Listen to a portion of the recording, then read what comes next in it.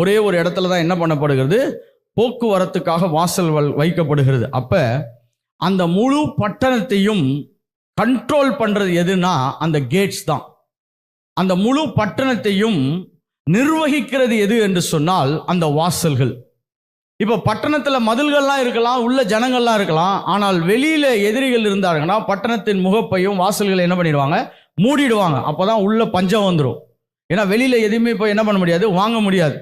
நீங்க யுத்தத்துக்கு போனாலும் வாசல் திறந்தால்தான் என்ன பண்ண முடியும், போக முடியும். அப்படி எல்லாவற்றையும் கண்ட்ரோல் பண்றது இந்த வாசல்கள்.